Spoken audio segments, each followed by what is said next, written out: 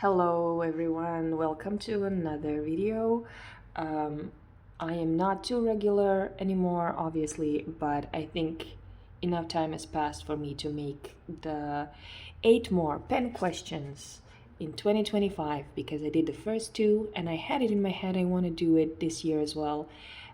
So I think it's finally a good time, even though I'm not at all sure what I'm going to say.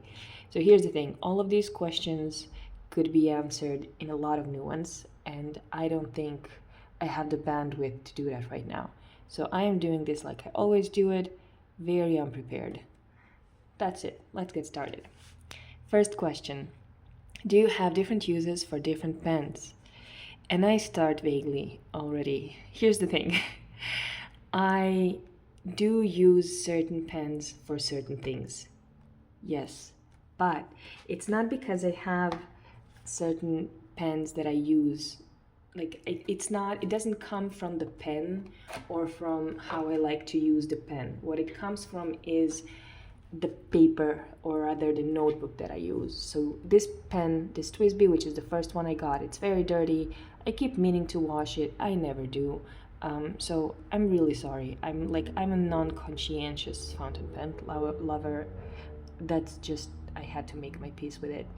So this little lovely little fella that needs more care than it's afforded kind of ends up always being a Leuchtturm writer, because it's a medium nib, and it works really well on more chunky paper, on a thicker paper. Like for example, the notebook that featured on this channel many times before, my 5-year Leuchtturm, which is now on year number 4. So this little fella works really well on that notebook. So for that type of, from that angle, I do have a use for this pen. This pen always works on Leuchtturm paper. I apologize, really well. And now that I have this notebook in which I usually use for my French class that I've started recently and that I'm doing very non-committedly, that now I also use it for that. Then I also have my planner, which you've already seen if you have been on this channel before. This planner has tiny, beautiful, thin Hobonichi paper, and for that and for Tomoe River notebooks, I prefer a finer nib. I have this beautiful Supra, that's one of my favorite pens. Well, mainly most of the pens that I have around right now are my favorite pens. This one is it kind of gets used on Hobonichi paper most of the time because of the format of this planner and the thickness of the paper. So they work really well together, and it kind of ends up being also a use for this pen. It's not because I want to plan only in a fine nib, it's just that I find that it's a pleasurable experience for me in that combination of pen and paper. And then the same thing goes for this tortured little Tomoe River paper notebook. I love Tomoe River paper with finer nibs, and that's, I think you get the gist of it. So it kind of ends up being dedicated to certain uses, but it's mainly about the nib and paper combination. Second question is, how do you choose the inks and pens you will use next?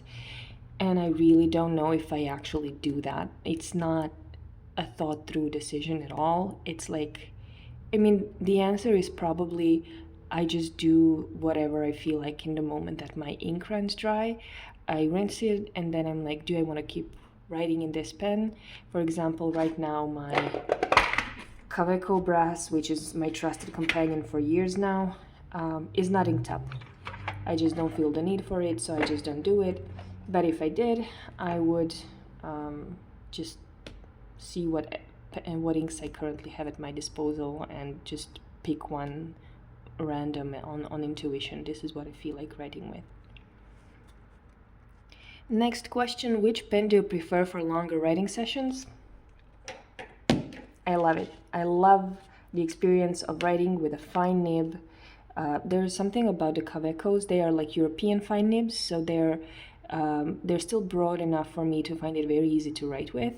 I know there's a difference from hearing about it between like Asian and Japanese Fs and European Western ones, but I have never experienced it. For me, this one works great. I really love writing with it for long. It's a bit heftier, so for me, it doesn't make any problems, but I understand if other people like lighter pens. For me, I just enjoy metal pens and the experience of writing with it on Tomoe River paper in particular. So, long live Kaweco nibs. What is your all-time favorite pen? And of course, I have to lament first that I love all of the pens. Pens are everything. Pens are amazing. It's a question, okay? It's a big question. I love pens. This is one of my favorites right now, obviously, because my favorite thing to do with fountain pens is to journal on nice Tomoe River paper. So since this is what I enjoy doing with this pen, I would go with this one. But I think we all know, if we've met before, that I also have a sort of an older pen,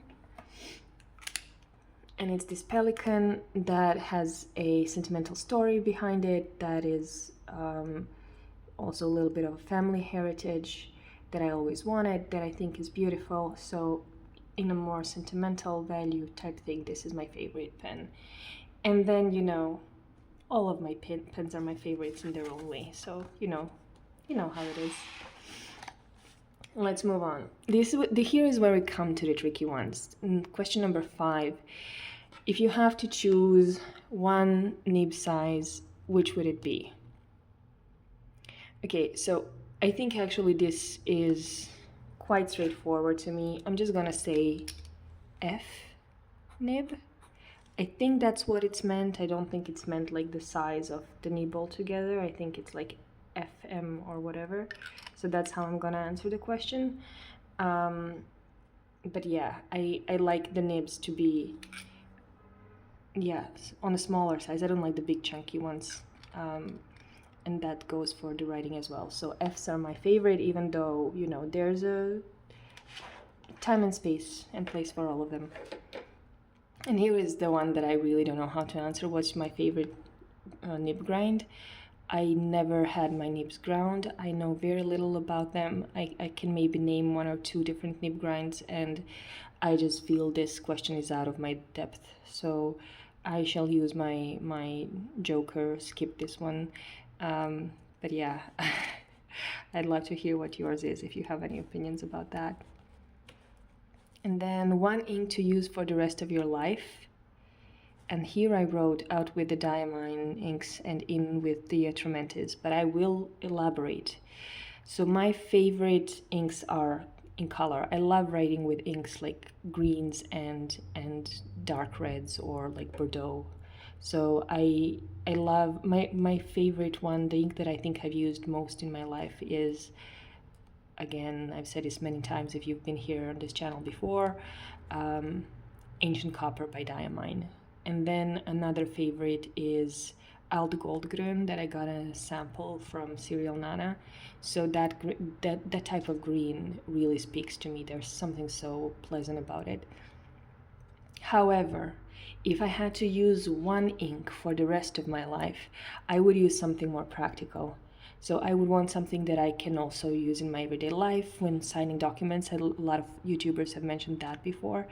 And I would want something that is also pleasant but more neutral. So I think it would actually be something like Dia Trementis Dark Gray or Black Blue. And I think I've landed on Black Blue because I have it inked up right now and I've written with it more. So I think this would be the one. If I had to pick one, even though I'm not a big fan of blues, I have like a little bit of love-hate relationship with the blues because blue is my favorite color in general, but when it comes to inks, they remind me of elementary school, and that's not a good thing. So I generally avoid certain things in blues because of it. But this one I still really enjoy writing with, and then it would be like a blue that I can work with that is always just dependable. So I would go with that one, I think. What is an absolute deal breaker for you for a pen and for an ink? I think for an ink it's smudging. I would have gone, I was thinking of going like, what's the word? Sheening inks. Because I don't do sheens. I don't do sparkles. I like the swatches, but I don't like them in pens. But because I've never actually experimented with them, I don't have that much experience with them. So I can't say that I wouldn't find it appealing if I had it. And you know, had more experience writing with it. So I think what actually irks me most is when it has a long drying time. That's I think a deal breaker for an ink. And for a pen, I am not sure I have it. I'm really not sure I have it.